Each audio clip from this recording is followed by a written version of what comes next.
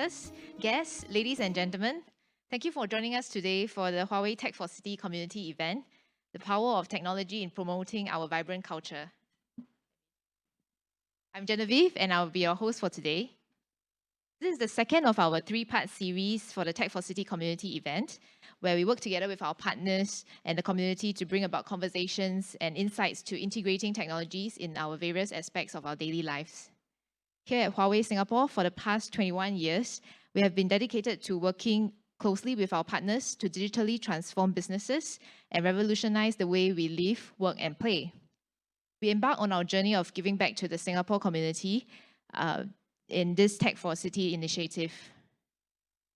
So the Tech4City competition was launched earlier in May, and it aims to inspire youth to build a dynamic and change-making community towards a greener and a sustainable, livable Singapore.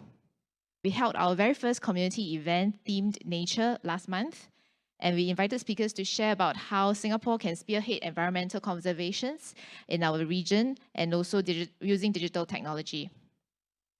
For today's culture event, we are honored to have with us speakers from academia, community, and also from the industry to discuss how we can harness technology to present Singapore's rich cultural elements and bring historical sites and folk traditions to life. Also, while we are living with the pandemic now, we have to think about how we can leverage on technology to attract more tourists to our shores. After our speakers' sharing, it will be followed by a panel discussion, and you can scan the QR code on the screen on your left, over there at the second screen, to submit your questions for our speakers at any point in time of this session. So do keep your questions coming. And not sure if you have noticed earlier, there's this small display of books at the back of the hall. So this is specially curated by Tampines Regional Library staff. Thank you so much. They have created some books that talk about the history and heritage of Singapore and also digitalization of culture. So feel free to walk over there and browse through later. And there's also a 3D printing facility in this Tampines Regional Library that you can make a booking and explore also at your own time. So I believe many of you have already signed up for the competition, Tech4City competition, and are in the midst of brainstorming or refining your ideas. So bring along all these ideas and join us at the end of the session for our clinic session, which will be held at the front of the room here. And our experts from Huawei will be able to guide you better shape your proposals before the deadline submission on the 31st of August. And for those who are here and are looking for like-minded participants to connect and mingle and find your own teammates, you can also do so at the end of our session. So before we start, let me take this chance to thank our partners, very important people. Without them, this Tech4City initiative would not be possible. So thank you to Business China, Nanyang Technological University, National University of Singapore Business School, NUS Enterprise, SMU College of Integrative Studies, and also Singapore University of Technology and Design. Lastly, we would also like to thank National Library Board for being the venue sponsor for this very lovely venue over here for today's event. So some housekeeping matters before we start. Please be reminded that eating and drinking is not allowed in the library and to keep your mask on at all times. Without further ado, let me introduce our first speaker for today, Dr. Nikhil Joshi. Dr. Nikhil is a veteran in the architecture scene and has been involved in architectural conservation and community development in countries like Singapore, India, and UK. He's currently a senior lecturer and associate director of graduate programs in architectural conservation in the Department of Architecture at NUS. Today, he will share with us about how we can use technology to connect heritage and with the present and future. Please join me in welcoming Dr. Nikhil.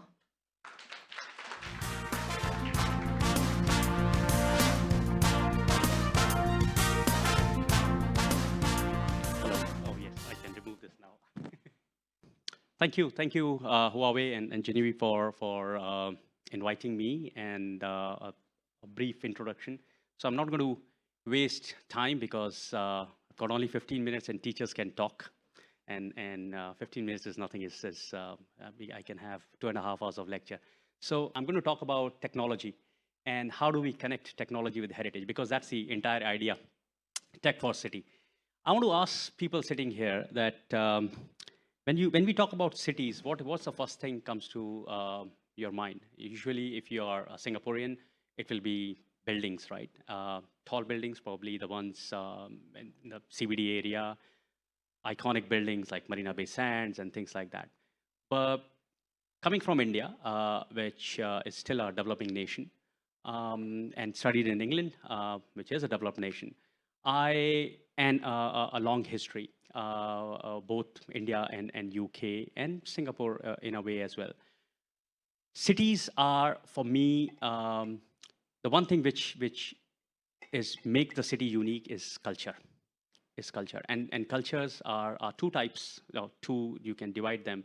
One is tangible heritage, and one is intangible heritage. So, what being an architect and interested in buildings, and I'm going to talk about more tangible aspect of heritage, which is the buildings, and of course, being a teacher in conservation, my main interest is not new build, but historic buildings. So I'm going to talk about how I am using, and I'll give you an example of a project which is funded by MOE, Singapore, and how we are experimenting the use of technology in conserving historic buildings, which to me are the most unique part of Singapore, and that's the thing, again, in my opinion, makes Singapore uniquely Singapore. I'm sure most of you are Singaporeans, but I'm not sure whether how many of you know about this data, which I thought will be very interesting to know before we even start. Because when I say we have 73 national monuments, and they are under the care of National Heritage Board, right? The latest one is in the Sentosa. So, and we have one UNESCO World Heritage Site, which is again Botanic Gardens, as you may know, some of you, which is again under the care of National Heritage Board. But we have more than 7,200 conserved buildings in more than 110 conservation areas. So I'm sure you must have heard of Kampong Glam and Chinatown, Little India, Juchet, Blair Plain Conservation Area. So these are all what we call as a conservation areas, and they have like 100, 200, 500 buildings. And so there are more than 7,200 buildings which are conserved buildings in these 110 conservation areas, and they are under Urban Redevelopment Authority. So they take care of that. They make the policies and things like that, how to repair them, how to rebuild them, and things like that. The blue building, which is, you can see, the one, is actually the NUS Baba House. If you have never been there, please do visit. It's okay. The entire area is basically a conservation area. So it's called Blair Plain Conservation Area.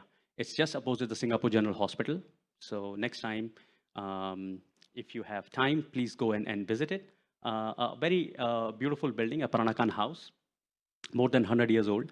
And this is where we generally do, this belongs to NUS, so it's easier for me to do experiments on the building. And I personally feel it's very, very important to do hands-on. And my fellow speakers will talk about more hands-on later. But for me, it's very important to do hands-on to actually see what works and what doesn't work. So it's not just the idea. So you have the idea, you have the seed, but then you have to grow the seed and see how it grows. So this is where we do most of our work. Okay, types of heritage. Again, types of heritage in Singapore. We have a variety of heritage, although our history, Singapore's history is what some people say 500 years old, some people say 700 years old. So I'm not going to that debate of how old it is. But as you can see, we have a variety of tangible heritage, and that can be a modern building like 1970s Shaw Tower, which has been demolished, unfortunately, which is on Beach Road, no longer. There's a glass building coming up.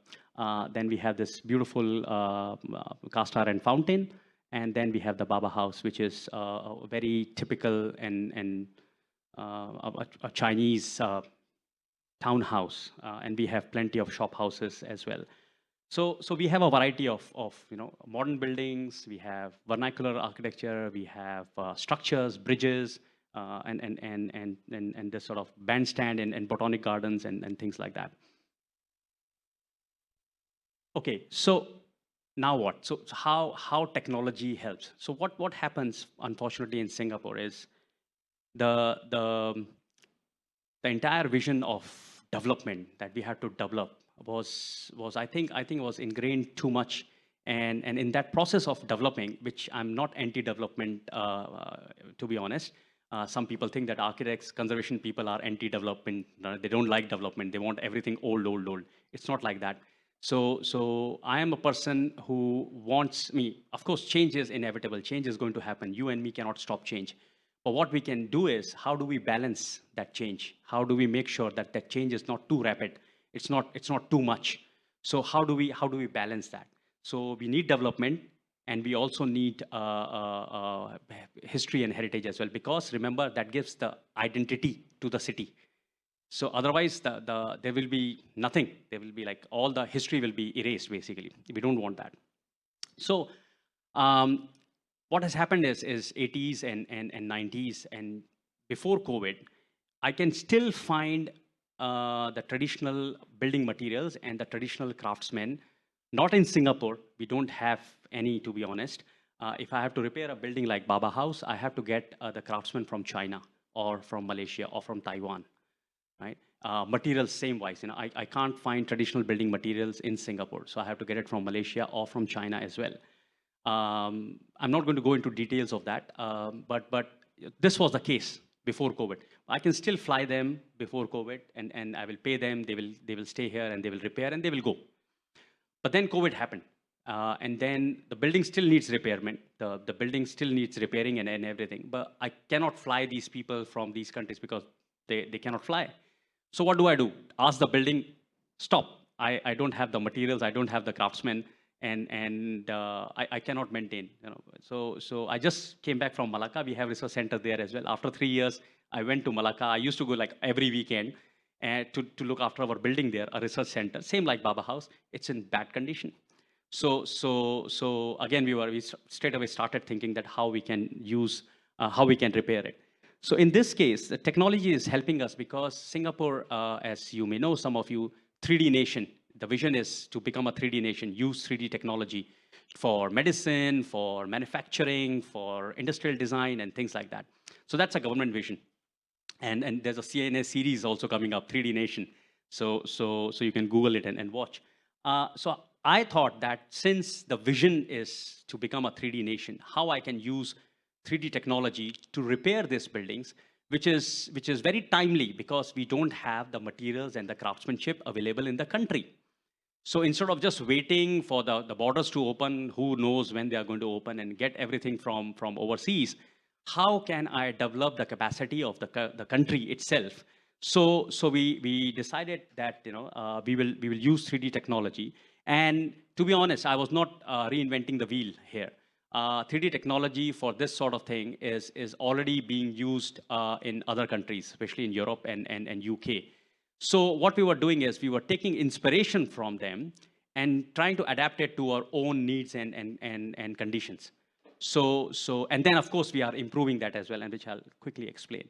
3D technology is, as you can see, can be used for reproduction. As you can see on the top two pictures, and also can be a very fantastic thing when you have these 3D replicas, when people can actually touch, because some of these things are kept inside a glass box. If you go to the museum and all, you cannot touch it, you can only see it. But what about the people, the blind people or the people with disabilities and all?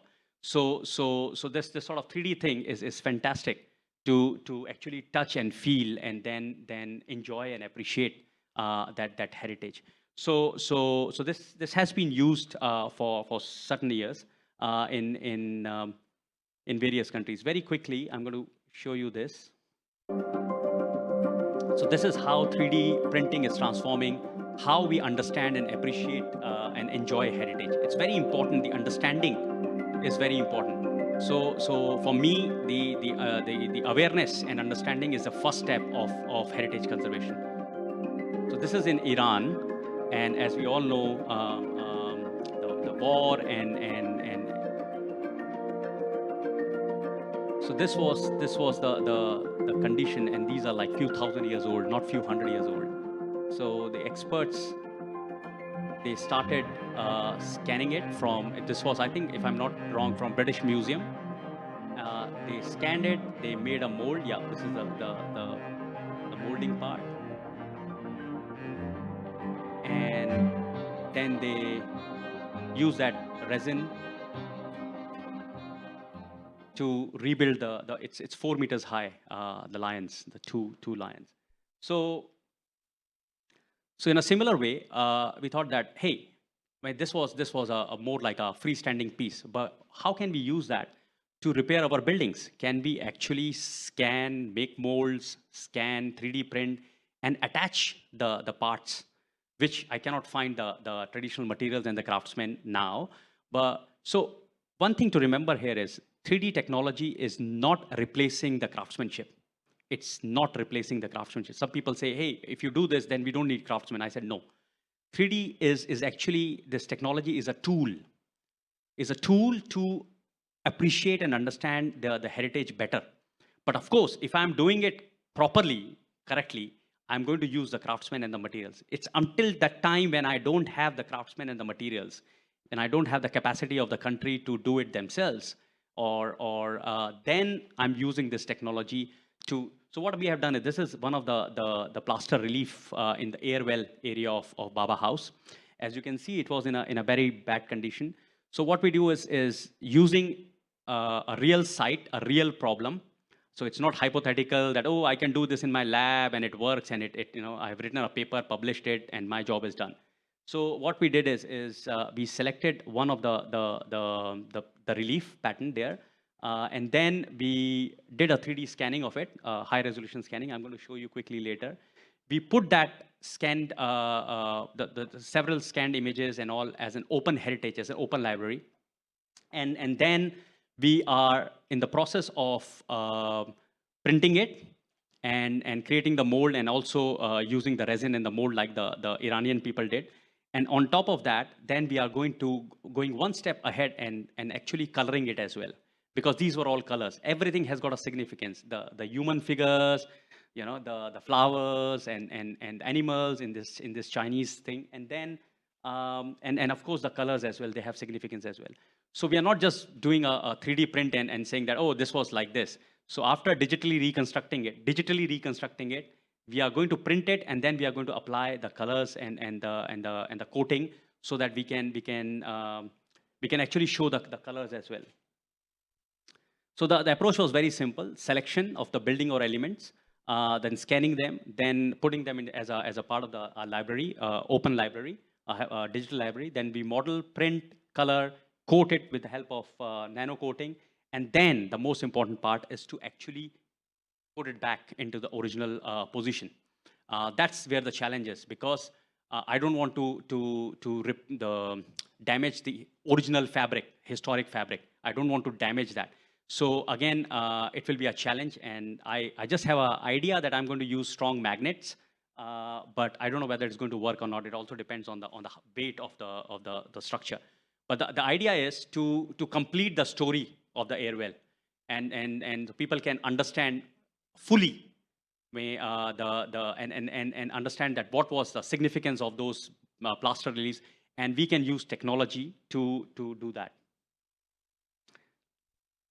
So this is what has been done in the last 6 to 8 months. And while we are doing this, we are also training our own students. We have this program called MA in Architecture Conservation. So it's like killing several birds with one stone.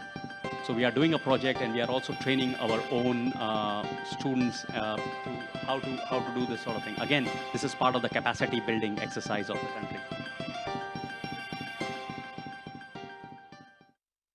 So this is what we have done up till now.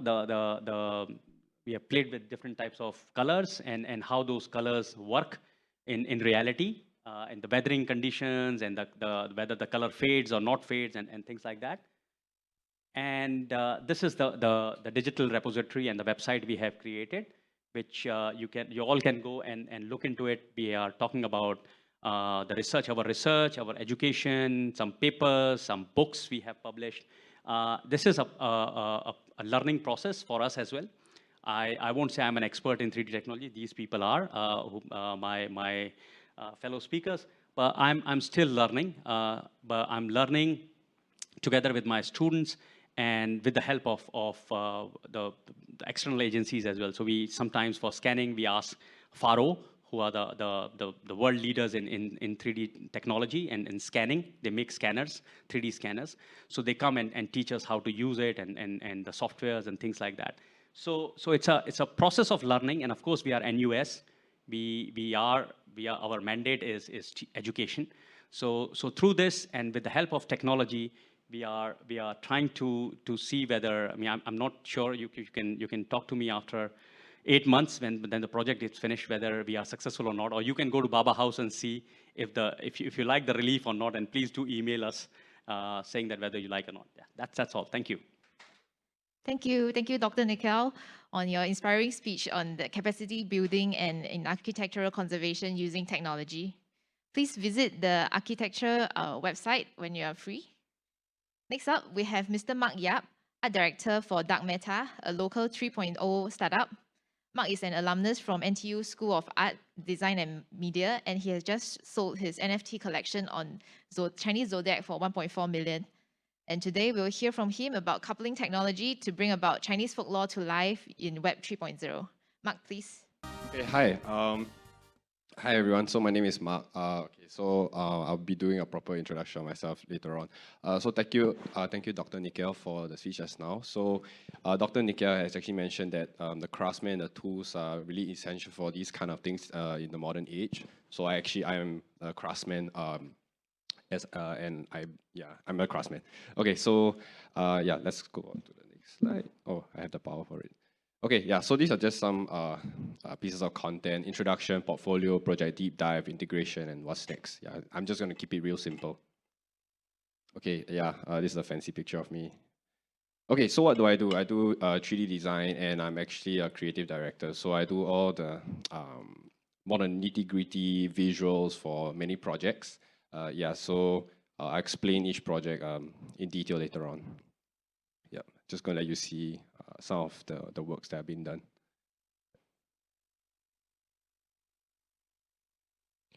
Okay, so a little introduction on my journey. I actually started out in SP, Singapore Polytechnic. So I graduated in visual communications and media design. Then I moved on to NTU, where I pursued my degree in 3D production and animation. And now I'm in DarkMeta. So DarkMeta is a Web 3.0 consultancy. We help clients step in from the Web 2 side into Web 3. So not sure who is actually Web 3 here. Maybe just a show of hands, like, do you own any form of cryptocurrency, or do you like understand any of these concepts? Maybe just a show of hands. Okay, I'll explain all these things in a short while. Yeah, so the highlight of my journey in NTU was that I took a risk and a business venture with my partner, Mr. Alan Singh. So after 3 months of work, I created this collection called Dark Zodiac, based on the Chinese mythos, Chinese story of the Zodiac race. So it was quite interesting. I actually did not want to meet Alan at all, because people in the Web3 space are very, very adamant about their privacy, and they want security and all these things, so they don't want to reveal who they are. I was like, oh, okay, so it's so frustrating with this guy, but we actually eventually met up at Holland Village, and then we had a beer, and the rest is history. Yeah. So after that collection happened, there are some things that we did. So the first one was the UNHCR, so the United Nations. We tried to donate 2 of our highest value assets to this organization to help the Afghanistans and the refugees there. Yeah, so that was one. The second one was that I made a donation to ADM, my school, Art Design and Media, for the School Advancement Funds. And the last and not least, it was, okay, this job has brought me to interesting places. So the last one was at Zouk. I was blasting the CO2 cannon in the audience and jumping off stage. It was quite fun. But I'll explain why that happened. Yeah. Okay, so I thought that today, these 3 projects are the most relevant to culture. Reason being that as we shift from a post-pandemic world, technology really skyrocketed during this phase. I primarily direct and helm more or less East Asian projects at this moment in time. These projects are brought to life by using cutting-edge technology, which I will also share again later. So let's do a deep dive. Yep. So Dark Zodiac, my baby. Dark Zodiac is heavily inspired by the Chinese tale of the zodiac race. So this twist of the story is that not everything we have heard and seen of the childlike story was true. So for those who do not understand or do not know about the Chinese zodiac race, it's basically something like this. So the Jade Emperor from heaven, he called upon the animal kingdom to partake upon this race. And then he just, whoever wins this race, the species will kind of like have a consolation prize of marking out their time in the universe and the stars. Yeah, so that's why we have the 12 zodiacs marking each year. Okay. Yeah, so yeah, this is kind of like what was the project like. So technology comes into play as these NFTs will continue to forever be on the Ethereum blockchain. Each Dark Zodiac NFT is a digital asset which holds unique properties and unique set of data. The entire story of the Dark Zodiac race is brought to life and exists on the internet forever. Yeah, that's what the blockchain does. Yeah. Okay, so Dark Zodiac 2 will be a continuation of this twisted tale. This second installment will be about the animals which did not win the original race. So animals such as the panda, the cat, the bear, and the black tortoise will join the next collection. Yeah. Okay, so the future of Dark Zodiac. To celebrate the lion of the Chinese culture in Singapore, there will actually be a continuation of this series as mentioned. During the process of this project, many foreigners actually from the Web3 community and Web2 community were interested in this project. They felt that the uniqueness of the Zodiac portrayed in this lion fashion was quite unique, especially looking like a AAA looking game kind of asset. Yeah. So this darker tone was quite exotic, and the Chinese market was actually very supportive of this project as well. We actually had one very big investor and buyer who wanted to guarantee us safe passage to sell off, but we decided that you know what, we wanted to be an independent project, and then we made it. So yeah. Okay, so maybe the next project is DJ Wukong. So he's my friend. His name is Alfie. He's lined up for F1 this year. Some notable things about this DJ is that, okay, so on top of the F1 gig, he actually went and got 2 billion views on TikTok and Douyin. We hit 2 billion last night, and it was quite amazing. So why am I bringing up this DJ is because I feel that culture is also celebrated by music, and I think music brings a lot of people together. Yeah. Okay, so many of Wukong's songs revolve around East Asian culture through, although there have been many previous collaborations with other international DJs from Mongolia, Vietnam, Myanmar, and China. Some famous characters such as Wong Fei Hong and Guan Yi and the 8 Immortals helped shape the branding of his brand and image. Yep. So we are actually developing a collection called Baby Wukong. It's quite cute. Totally different from the rest of the stuff that I'm doing. So we actually have a team to do this collection as well. Okay, so why am I bringing up this collection? So actually, Wukong has quite a crazy fan base, almost cult-like, that loves his music, loves his brand, and him as a person. So we thought that by using technology of the Ethereum blockchain and design, we actually can bring this whole community together. And I think community is really important in the scene of music. Yeah. So, okay, last but not least, this is the final project. This is my personal project at this point in time. It's called Party Yi. Okay. So actually, there is a physical place in Singapore. Hoppa Villa, actually, I stay quite near there, so all the demons are there. So the Courts of Hell is actually inspired by a concept of Hades during the Tang Dynasty. It's a Web3 game that I'm trying to build with my partners, developed by Mythology Studios. So players must actually escape the 18 levels and escape their torturous fate. Yeah. Okay, yeah, so I'll just let you all see that some visuals that we've developed already. So I was directing this one for about a month, and we got this level. Yeah, if you're interested, y'all can let me know. I can send you all the link later on. Yeah. Okay, so integration. So how is this all actually possible? It's actually, so if I can sum it up, it is powered by 4 things right now. So the first one will be the blockchain tech. Second is 3D production.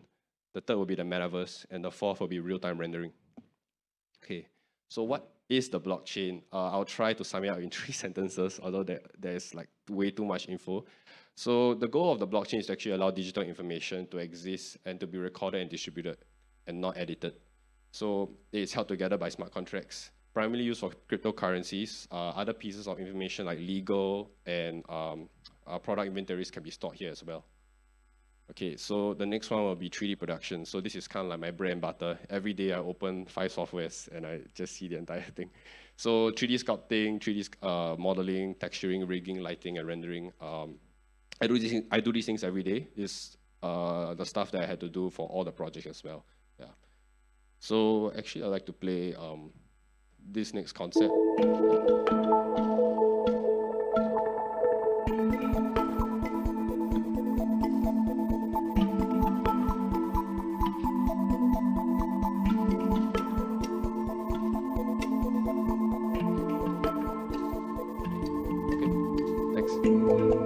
So actually, CNA did a coverage on what on earth the metaverse is. Okay, if I can explain it in a short sentence, the metaverse is kind of like your avatar in either Fortnite. If you guys know what Fortnite is, what's the other game called? The cubic one, Minecraft.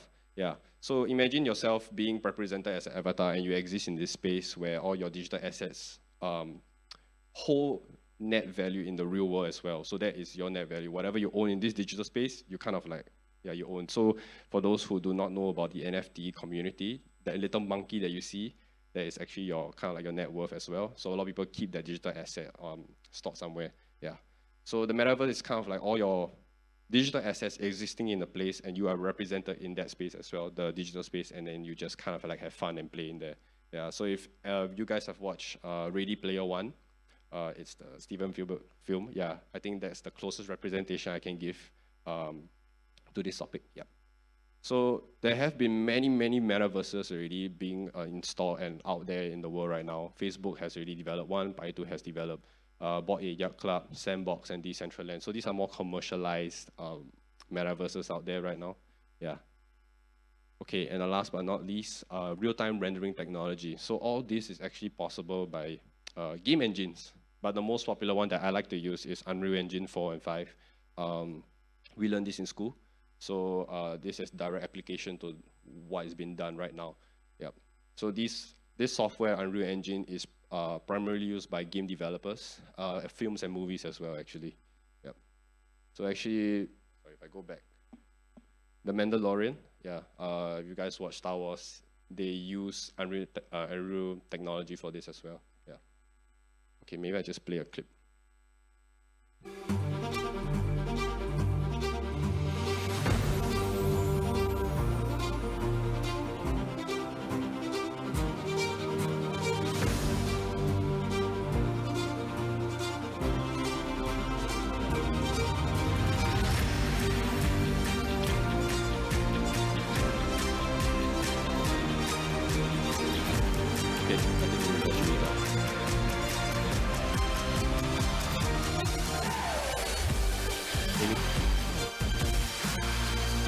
Okay, so as you can see, there are actually no more green screens.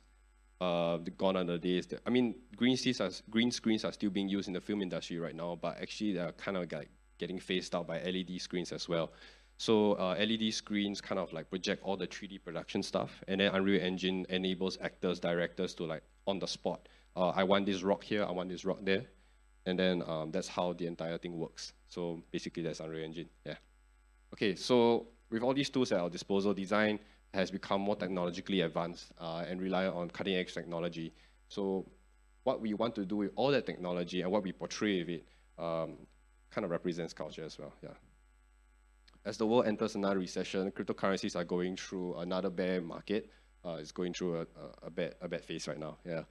The digital asset class of NFTs face its first ever market cycle. Many developments will continue to happen in the blockchain and game development scene. And with these developments, culture will continue to be represented in many different forms and ways. So yeah, I'm quite excited. So I hope you guys are as well.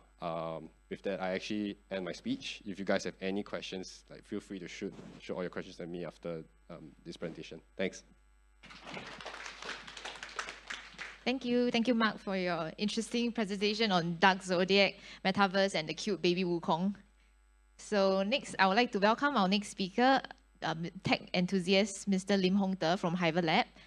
Hiverlab is a startup that specializes in helping companies leverage the XR suite, the likes of augmented reality, virtual reality, and as well as emerging tech to solve issues that they may have. So today, Hong will share with us more about this immersive technology and how it can be utilized to preserve our very rich culture and heritage. Hi guys, so I'm Hong I'm from Hiverlab. I'm the business development manager there. So today will be a sales pitch from me. Just a quick introduction about Hiverlab. We drive digital transformation with emerging technologies such as AR, VR, MR. You should have heard of it, to help companies transform and leverage this type of technologies. So to drive whatever use case they want to do. Yeah, so we've been in the market for 7 years. Across the 7 years, we work on various different types of projects, including Marcoms, even cultural heritage projects we did with certain state boards in Singapore. Yeah, not going to run through everything. Yeah, so these are some of the clients that we work with across the years in different industries. So you can see we did quite a wide range of projects across various different use cases. So one thing that I want to bring across is actually letting you guys know what is AR, VR, MR.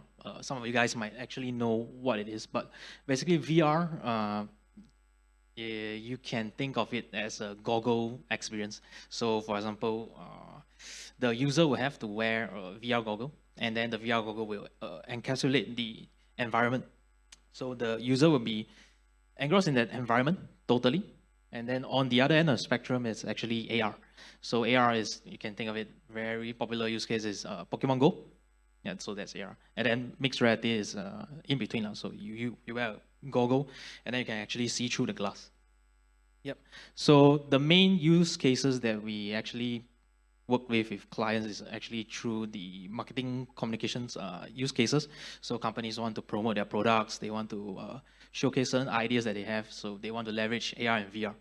So they approach us to do this kind of projects. Yeah, and then another key use case or problem statement that I have is actually training. So training of employees, trainings of their staff, usually in the operational kind of field. So for example, they are a factory.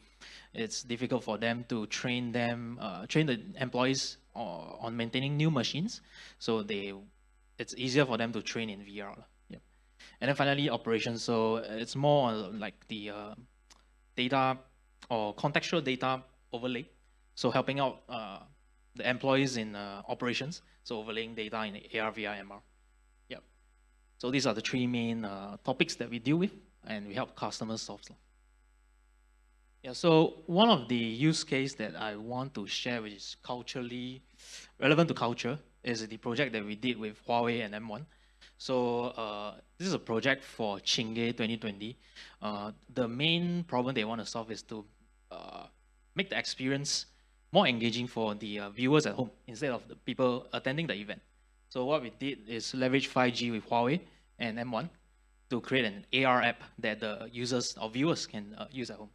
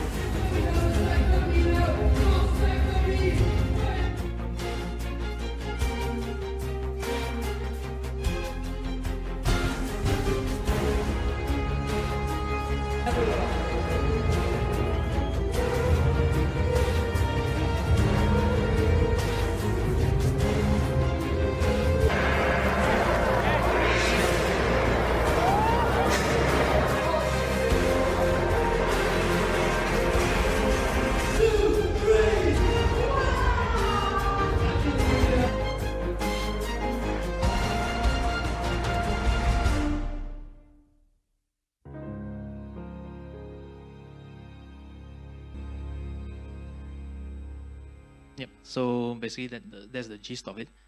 Leveraging technology to enhance certain experiences. Yep. And then the next one is a project that we did with Jewel, Changi Jewel.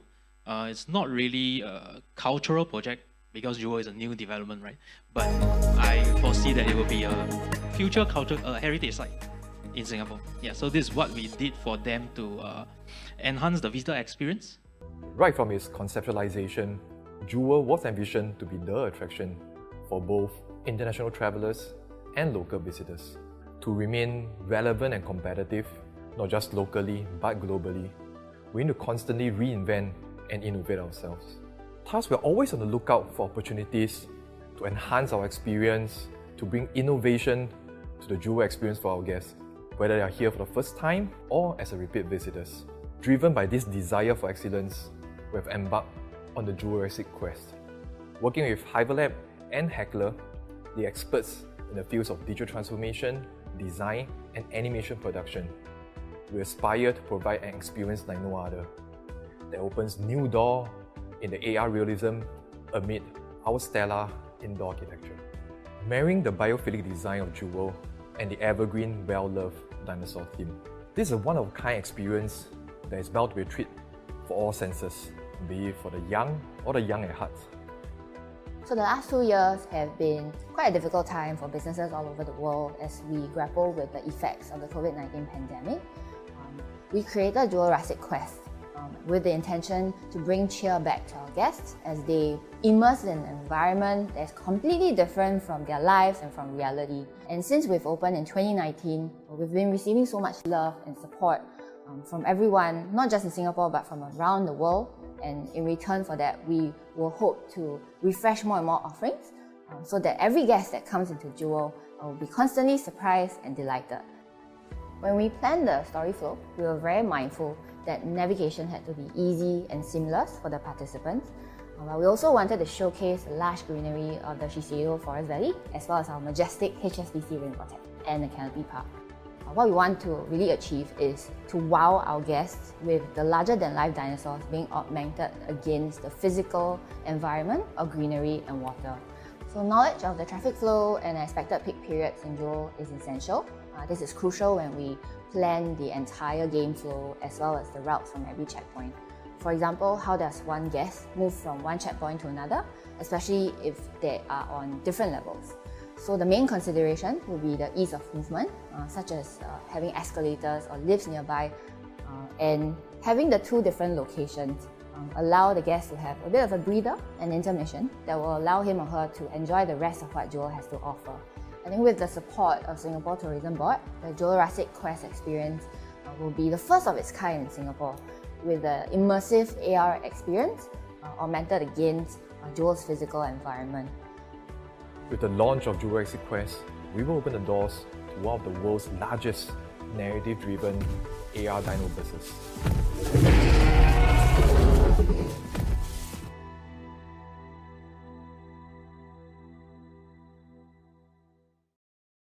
This is another project that we did in the past few years.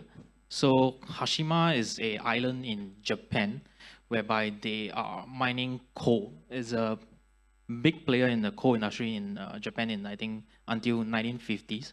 So when the coal mine depleted, actually all the tenants there actually moved out of the area. So a lot of history that is in that area is actually abandoned. And due to it being an island, visiting the island is very difficult for tourists.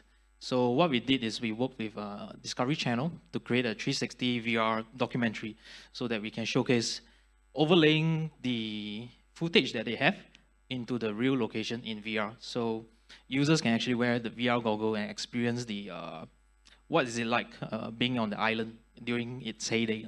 So this is roughly a trailer of what we did with Hashima Island.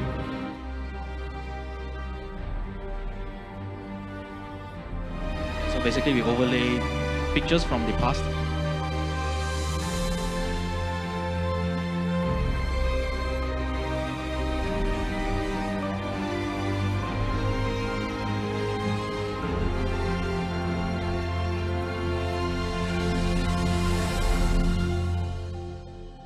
Yeah, so for us, I think leveraging new technologies to preserve culture is important for us, and is a more easier way to engage the public. So yeah, that's why we developed this or went on this project with Discovery Channel to preserve the culture and heritage and history of that area.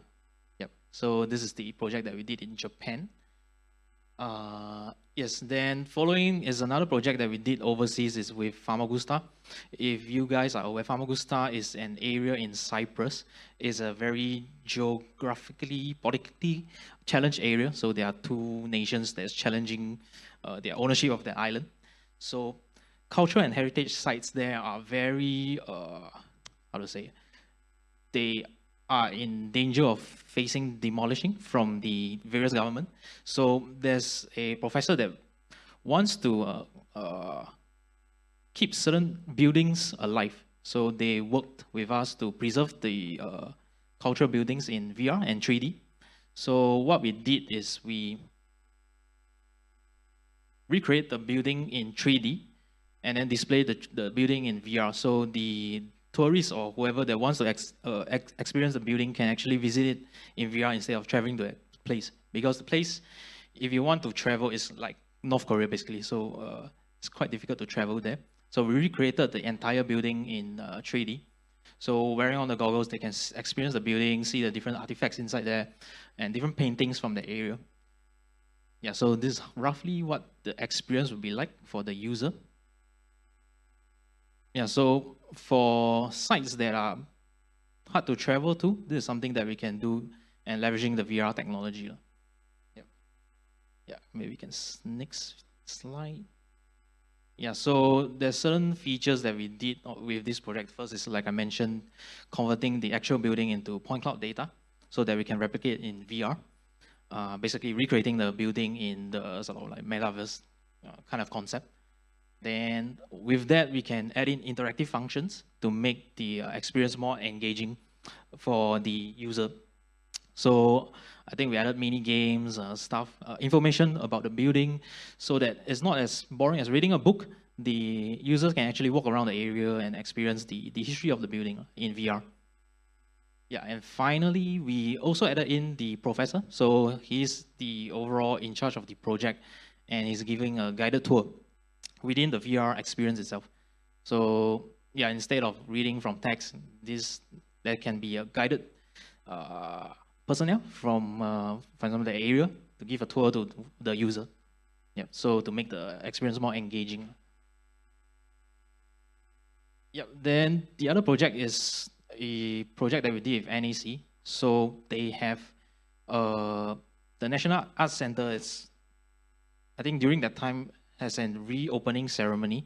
So they wanted to showcase certain cultural initiatives or cultural things in Singapore using immersive technology. So one of it is the Opera House. Not sure what it exactly is English, but we recorded the behind the scenes of how the opera stage people actually operate. So the entire thing is captured in 360. So the user can wear on the goggle and experience, actually feel to be part of the tour. So they can have a more immersive experience. Yep. Yeah, then the other part of the project is the art center. So NSC actually wanted to make the art center more engaging, so we developed few AR experience for the users. So things like experiencing or trying out clothes from the era, or we actually have an Indian dancer that's performing traditional Indian arts in the AR experience itself. So instead of like a guided tour, the user can actually experience on their own pace using AR on their phones. Yeah.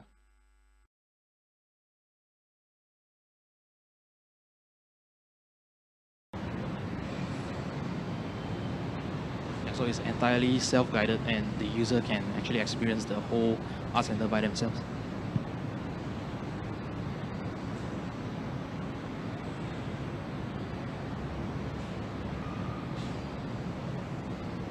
So yeah, I think that's about it for one station. Yeah, so those are the projects that we did for culture and heritage in Singapore across the past few years. Yep. Yeah, that's all on my side. Thank you Hongde, for sharing with us on all the very vibrant examples that is happening in Singapore using technology to preserve our culture. Yeah, feel free to find out more from the Hiverlab website. So now, thank you once again to all the speakers for sharing with us how tech has played a very important role in the different work we do in our daily lives, and how we can all collectively do our part to enhance cultural preservation and continuation. So I believe many of you already have some questions in mind. Please scan the QR code over there, the one on the right, to submit your questions anonymously via the Slido, or the code on the screen behind me. These questions will be addressed by our speakers in a while after the panel discussion. So a gentle reminder, the Tech4City competition proposal submission deadline is on the 31st of August. So for those who have yet to submit your proposals, please do so as soon as possible so that we can get back to you and have the time to receive this guidance and tips from our mentors and experts. So another shout out is that the winning team will be awarded with the cash prize of $10,000. So if you have not yet signed up, please sign up through the link on the QR code on the left. And also, our next community event on the theme of neighbor will be held on the 25th of August. This is about keeping our kampong spirit alive and creating social impact using digital connections. So do join us if you have the time, and to explore how this technology can help with our daily lives and mingling in our communities. There's also an online clinic session next Thursday on the 4th of August at 5 p.m. If you think that you need some guidance to fine-tune your proposals and you want to get your teammates to join us for the clinic session online, please sign up also from our website. So now, next up, we have our panel discussion. May I please invite our speakers once again to join us for the panel? Thank you.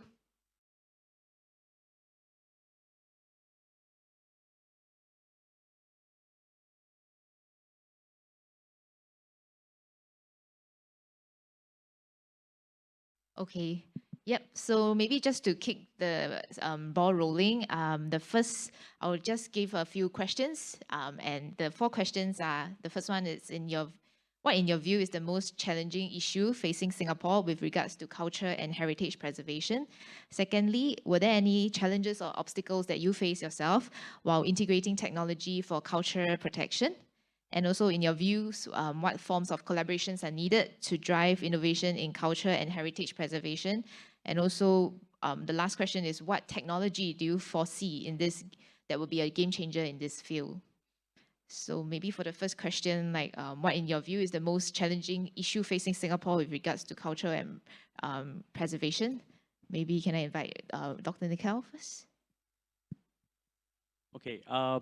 As I mentioned in my presentation as well, the most challenging part is not finding the right craftsman or the material to repair these buildings, or the technology. I think it's the awareness. The awareness that why do we need to preserve heritage is kind of lacking in Singapore. So for me, as I mentioned earlier as well, that this understanding is the first step of actual conservation. So if you let's say if you have a certain steps that how do you conserve a building, for me personally is the awareness is the most important. With that awareness, whether it is a private client, whether it is a government agency, whether it is anyone, they will know that, okay, I have to do this, but yeah. Otherwise, people will not even have an idea that I know I can do this, or if they have no appreciation. So understanding or the awareness will help you with the understanding. The understanding is by, and then you enjoy it more. So these are the few steps, and I think the lack of awareness about heritage conservation is a very big obstacle and a huge challenge. And I think that's the reason we need more youngsters to participate in these programs so that they have a appreciation for heritage as well. And there are many ways of preserving it. That's, we have seen certain fantastic ways from the fellow speakers. So awareness and understanding is, I think, is the most important challenge. Thank you, Dr. Nikhil. What about Hong De? Do you have anything to add? I think the effort has to come from the government agencies, because as a business, we have to be profitable. So the funding, because the owner of the heritage sites or projects is actually the government, so the support will have to come from them initially, so that the businesses actually have an interest to develop projects like what we did. Well, actually, I really agree, Hong De. It has to come from the government as well. But we can't put the entire blame on them as well. So, but yeah, actually, he said what I wanted to say. Okay. So maybe, Marc, is there any challenges or obstacles you face while integrating technology for culture protection? Yeah, I think as shown already, like the 3D stuff, right? I think accuracy is one of the most important things, because if like, let's say a statue is like 1,000 years old and then you misrepresent it, or you don't scan it correctly, or you miss like one polygon, then a lot of things can go wrong. A lot of people will be very unhappy about the representation of like this statue that's important to their culture or religion or something like that. But yeah, so I think it's not. I think technology isn't so much the problem. It's more of how it's being represented or what is being used for. That is the true issue. Yeah. Hong De, do you have anything to add in your experience doing the various heritage projects? Yeah, I think once we shared what can be achieved in AR, VR, MR, the client or end user will actually have a lot of idea. So one thing that we have to do is manage their ideas and expectation, which can be a challenging thing for businesses. Yep. Prof, do you have anything? I think the challenges we have seen, a 5G country like Singapore can also have a problem with technology. So it's I was just thinking, coming from India, unfortunately in my country is we still don't have 4G proper everywhere. I see a 2G sign or a 3G sign when I'm traveling outside New Delhi. So how do we? Of course, I know that this competition and this is for Singapore. But we have faced, within 1 hour, we have faced like 3 minutes of glitch with technology here. So what can we do for other countries where we don't have even a proper 4G or a 3G or technologies like scanning and things like that? So I mean, I was just thinking, looking at the amazing work done by my fellow speakers, is we also have to think beyond Singapore and look at the other countries, just the regional countries, ASEAN. The 10 ASEAN nations don't have the same technological level as well. You go to Laos, you go to Vietnam, very different technologies they have there. So how can we make sure that we can use this technology for heritage preservation? So yeah, but because the level is not the same in all the countries as well. Yeah, and then another one point that I want to add on is actually democratizing the technology, making it more accessible and cheaper for the end users will definitely help. So I think it's a point on the business side to develop such platforms. Yes, or even the students, right? Yeah, indeed, that is very true, because some of the new technology, we might not be able to access it so readily if it's not at a price point that we can use. Yeah. So maybe just opening to anyone, in your view, what forms of collaborations are needed to drive innovation in cultural and heritage preservation? I think I'll take that question. Of course, like I mentioned just now, it has to come from the government. So government with community, government with businesses. The collaboration there must exist for projects like what we did to basically come to fruition. So I think that's the key. Of course, like corporations like Huawei, with projects like this actually can help the industry. What about just to anyone, any technology that you specifically think that will be the next game changer in this field? Would it be like metaverse? Okay, yes, I think I can answer this. So I think I was actually speaking to my founders and my future collaborators, right? That motion capture is going to be the next big thing. So eventually, last time, long time ago, where the first Lord of the Rings film was being filmed, like I don't know, I think 2010 or something. So when you first saw that guy with the dots and in the black suit, and then they start like walking around, and you start seeing these things. So when I was still in school, I used this technology, and the metaverse as presented. A lot of people are trying to feel represented in the space, so they want to be like a giant monster in the metaverse. They can do it, and they can exist in this space with motion capture. I do feel like this is going to be the next business that will take off quite well after this entire metaverse concept rolls out. Okay, interesting point is that cryptocurrencies is another point to take in. So there has been a lot of controversy on how much energy it uses and how much damage it's causing to the environment. But I think that with every innovation, just like fuel, just like diesel and stuff like that, right? It takes time for it to be optimized, and it doesn't cause so much damage. So so the technology behind it is all the crypto farming and stuff like that, right? There's been a lot of like hate and a lot of problems with it, and I do see the backlash of it. But yeah, these two things I do feel will continue to Be the game changer. Yes, be the game changer. Yeah. Hong, what about yourself? Yeah, just a point that I had watching Dr. Nikhil's presentation. I think AI could be one of the technology, because in the past it's just human interaction with the artifacts. So leveraging AI technology or machine learning could be something that could be exciting in the future. Oh yeah, actually AI, on the topic of AI, I think Facebook has rolled out one tool to actually generate AI art, I think last week. And then previously it was this thing called Mid Journey. So a lot of like artists are using these two tools to actually make a lot of generative art. So all you gotta do is like, I want a beach, then you put in human and put like, I don't know, spaceship, then the art will just generate. So that was quite cool. I feel like going home and test it actually later. But yeah, that's quite a pointer. Okay. Yeah, we received quite a few questions from the floor. Please keep them coming. So one of the first questions is for Dr. Nikhil. They thank you for your speech, and like the blue building, the Baba House.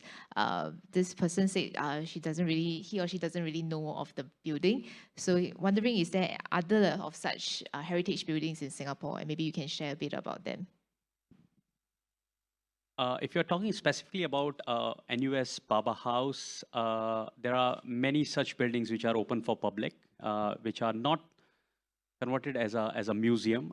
We don't call Baba House as a museum, but it is primarily a museum. You go there, you learn about the Peranakan culture and other, and there are several such buildings, I would say, which are open as a museum. Like the Peranakan Museum is a historic building as well, and SAM and other are all in historic buildings. So there are several museums like that which are open.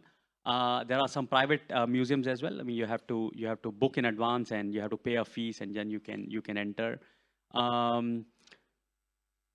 But if you're talking about just buildings, there are more than, like I said in my first slide, 7,200 such conserved buildings in Singapore. I mean, that's an official number, but there will be, I don't know, maybe 20, 30,000 unofficial.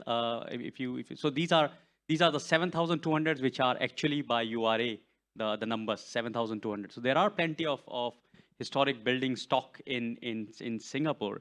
It's just a matter that how do we conserve them for the present and the future generations? Because technology is very expensive. I'm not saying what I'm doing is cheap. I bought a bloody scanner which cost me 100,000 plus. To print and everything will cost me another 50,000. So all these is not cheap. And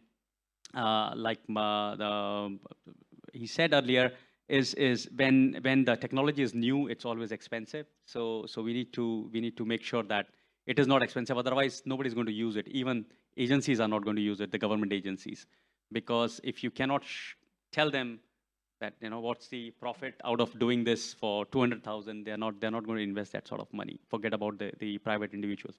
So okay, coming back to the question of how many buildings. So if you're talking about just museums in those historic townhouses, there are few, very few. Some are private, some are by the agencies, NHB and NAC and all. But if you're just talking about the buildings, that sort of blue buildings, there are plenty. If you just go on Neil Road, you will find at least more than 100 there. Joo Chiat and other places are several.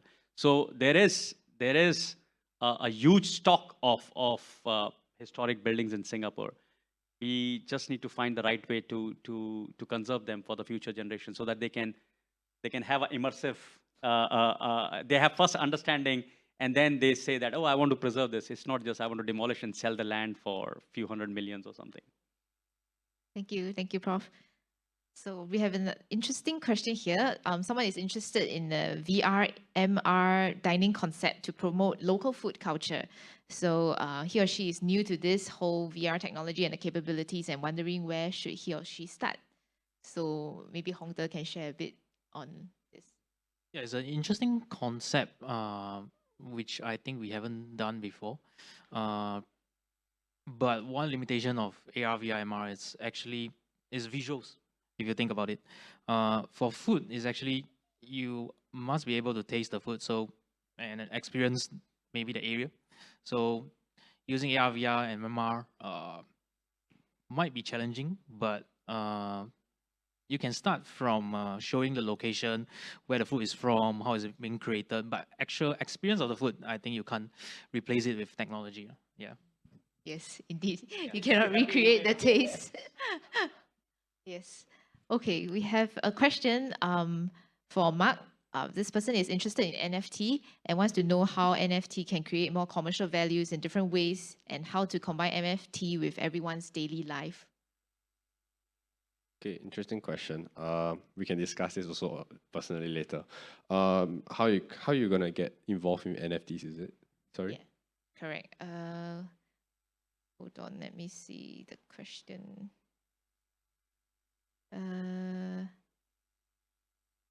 Oh, I can't see it now. Okay, I think. Oh Maybe yes. To know how NFT can create more commercial values in different ways, and how to combine NFT in everyone's daily lives. Commercial value in different ways. Okay, there are many projects out there that represent different things. So I actually bought into a NFT collection that was primarily focused on mental health. Oh, that one was really good. That whole community is really into like helping out people and donating to like charities and all the institutes to help people with mental health issues, like OCD, like not OCD, but like try to like help them out in these areas. That's one. So mental health is one. Another one is conserving like greenery and stuff like that. The funny thing is that yes, you're using the cryptocurrency and then all the energy is being consumed, but you're giving back to the communities that are trying to promote like greenery, all this kind of stuff. It's quite funny, it's quite contradicting, but there's a community that's something like that. There is even a community for cats, stray cats. So my friend actually bought that collection and then they gather funds and they actually try to feed cats that are like strays and gather all of them, trying to give them a house. Okay, for daily lives, there is one very big prominent company right now. It's called Art Community. So they are already publicized. JJ Lin is actually one of the founders as well. So they are kind of like a community more focused on daily stuff. Like you got access to maybe a hotel or you got like access to a club. maybe just premier access to stuff like this. So I think everyone's trying to get into access, exclusivity. Yeah. So for the baby Wukong thing I was showing just now, people are like, oh, they want to go behind me, the DJ, then they buy the thing, they can have VIP access, access here, access there, access, everything access. But I think, yeah, it's very hard to define right now of the use cases, because it's up to the interpretation of the community. Whatever like they can do, it's just gonna be more crazy in the next few months. Yeah, but these are just some things. So yeah. Okay, thanks, Marc. So we have a question that also kind of ties in with our next theme of neighbor, which is how can we make sure that our older generation can appreciate the new technologies such as metaverse. So not sure if you all have any take on this. How can we ensure that our older generation, even the digitally not so savvy, can be part of this metaverse experience as well? I think education is the only answer. Yeah, you just have to educate. Like back home, my dad, he's an engineer, and I'm doing all these things, and he's like, "What on earth are you doing? Like, aren't you supposed to be studying art?" And I'm like, "Yeah, I'm studying art, but so I try to teach my dad like, okay, this is what you do. You buy this to get into that, and then you do this, and then you can get this." So he's like, "Oh, okay," but it took like maybe 5 dinners and a bit of convincing that this is happening, this is going to change, and then my dad's like, "Oh, okay." My mom doesn't want to learn lah, so I can't help. But I think my dad is more eager in learning these things and education. I actually did not know anything about cryptocurrency, metaverse, all these things last year. I was just a kid. Yeah, I was just doing creative stuff. But like when that happened, then I had to spend 1 month intensively just like researching on all things, and everything is on YouTube, like Google, and just like go into a Discord community, guys. How do I log in? And then it will just teach you. So yeah, actually knowledge is everywhere. Education, yeah. Yeah, on top of that, I think making the technology more accessible, like what I mentioned just now, definitely will help. So the older generations can easily access this type of technology for AR, VR, MR, so that they can learn by themselves. Yeah, maybe through more exposure to it in every kind of daily settings. Yep. So the next question would be to Prof. Hold on, let me.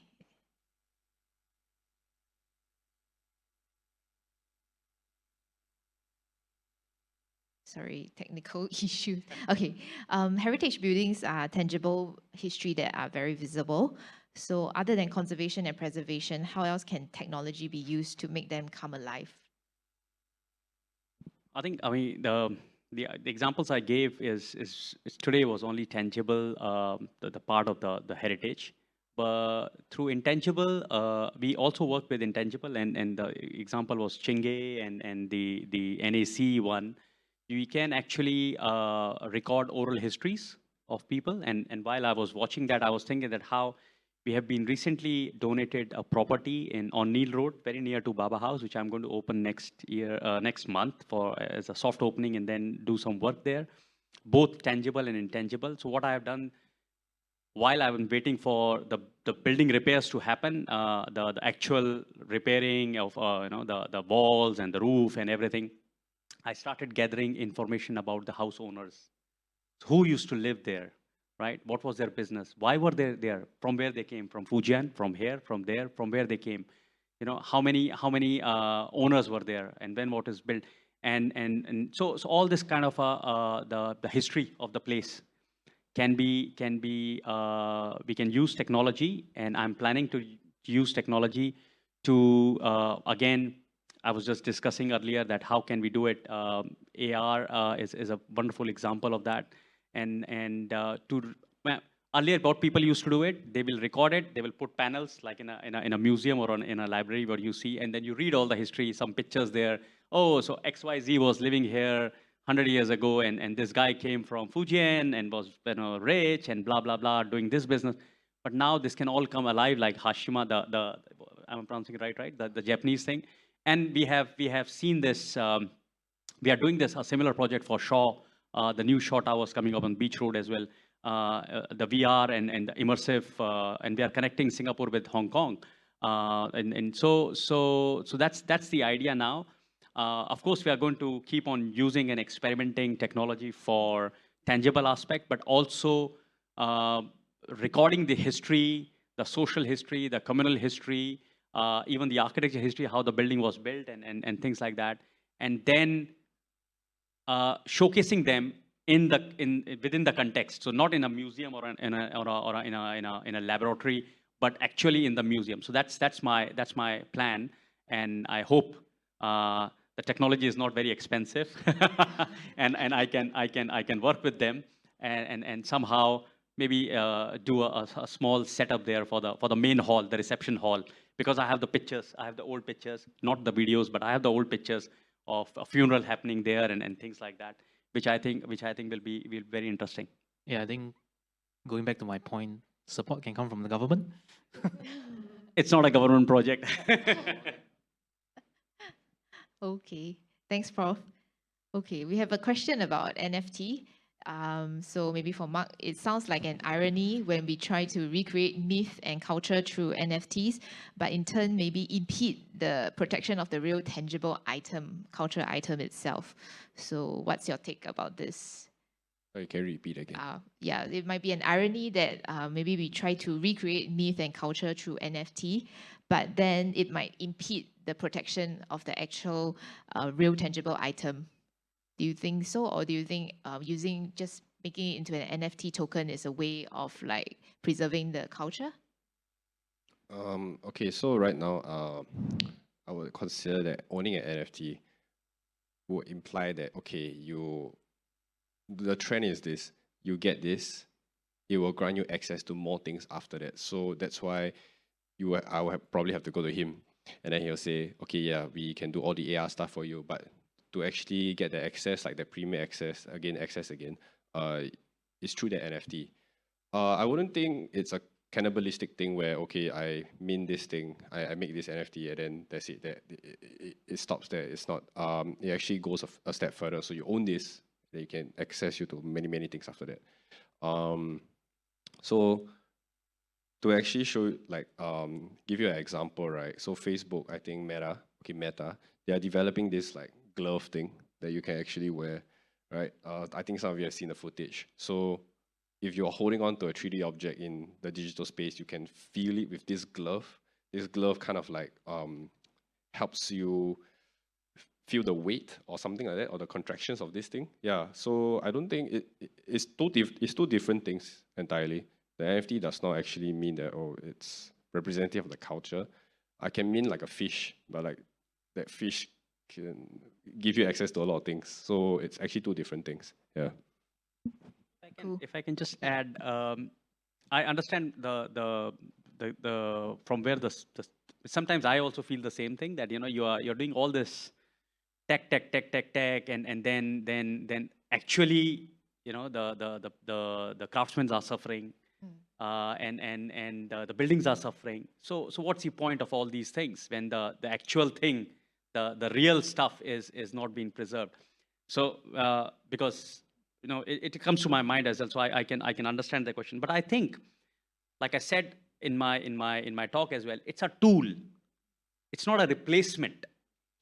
So it's a tool for awareness. It's a fantastic tool for awareness. I cannot do it if I'm doing a physical exhibition, or what I can do with the AR and VR, and it's in the media as well. I mean, social media is so powerful these days. So don't see it as a replacement of the original thing. See it as a tool, and with this tool, I can attract a lot of younger generation. If I tell you, come and do a historical research for me for 141, and I think nobody will come. Only the students from history department will come and say, oh, I can do this. But if I want to attract younger generation, which are very tech savvy these days, which is fantastic. But if I create a tool which I can say that, if you do this, then there's a lot of awareness. So this is a tool to create awareness. So we cannot say that this is going to completely change or take over the real stuff. So this is, for me, again, this is my thinking, that this is a technology, or NFT is a tool to create awareness, and of course create other things as well. But by doing that, you might, the kids who don't know about the zodiac animals and all, they might start thinking and asking their grandparents or their parents, so what does this mean? And why this is horse is faster than someone or some. So again, this will generate some kind of awareness and understanding. Yeah, and then going back to the food example, the AR VR MR can actually enhance the experience, but it cannot actually replace eating food, the taste of food. So I think it's a good analogy. Yeah. Thank you for all your insights. I think we have time for about 2 more questions. So this question is for Hong De. How has the pandemic in any way accelerated the development or brought about challenges for the world of online streaming technology? I can say for technology in general, the pandemic has definitely given it a push for users to adopt newer stack or like AR, VR, MR. Previously, before the pandemic, they were actually hesitant on adopting new technologies. But due to the constraints of the pandemic, social distancing, stuff like that, they have actually no choice but to adopt certain technologies to keep the operations going. Yeah, so definitely has given a push. It's a positive push for us. Yeah. Okay. So now for the last question, they say it's okay. How can the technologies mentioned today go towards the community, like AR, VR? How can it help the different parts of the community? Okay. I think monetary wise, right? I think a lot of people are in the NFT space. Yes, there have been a lot of scams here and there. Helping community. Okay, so for the war that's happening in Ukraine and Russia, right? Actually, you've seen a lot of transactions go through in the form of Bitcoin going to help the people who are in need. So actually, maybe I explain a bit more. So there is always a centralized finance hub in every country, right? So the whole point of this Web3 crypto stuff is that it's decentralized. And then people who, let's say a millionaire wants to help out all the people who are suffering right now, they don't have to go through the centralized finance, they have to go through all the government stuff. And let me just send you straight the money, and then that's it. There is no other middleman. The guy gets the cash, and he can benefit from this. So that's one way. I think monetary wise, it's a huge leap in terms of blockchain technology and cryptocurrencies. Yeah. Yeah, I think for AR, VR, MR, one thing that we actually work with a lot of MPOs in Singapore. I think Lion Preventers is one of them. Creating awareness for the stuff they are doing can definitely be one. And the other one is education. Certainly, to enhance the learning experience is something AR, VR, MR can definitely do. So I believe that could bring value back into the community in terms of education. Yeah. Education, capacity building, all these can, all the technologies mentioned today can help to raise the awareness of the community and also build their capacity. Sometimes there are, we all talk about clan associations, and they are dying as well because the younger generation is not interested in participating and all that kind of stuff. So doing something like this, like the getting some NFTs or things like that, this attracts younger generation's idea. I mean, I'm not that young, but when I talk to young students doing their masters and coming from different parts of the world, from UK, US, Japan, and China, and India, and I see that when we talk about technology, their eyes like sparkle, ting, and then it's like, yes, this is what I can do. But if I tell them, let's do go to National Archives and find some old maps and things like that for me, I don't think there are many takers for that. But if I talk about technology and say, I'm not saying that all of them are like that, but yeah, it's easier for them to relate the same way that the older generation cannot relate directly. I don't really understand metaverse. I need a tutorial with him, but it's difficult even for my generation as well. So I can understand the other the seniors. So education and awareness, which will enhance also the capacity building. Okay, thank you so much. May we have a round of applause to our speakers today? Thank you. Okay. Maybe I can invite you all back to your seats. Now, we hope you have enjoyed today's session. We have prepared a goodie bag with a Kinokuniya voucher, NLB voucher, and also Master of Arts in Architectural Conservation brochure and a booklet, and also a snack box for your consumption after the event.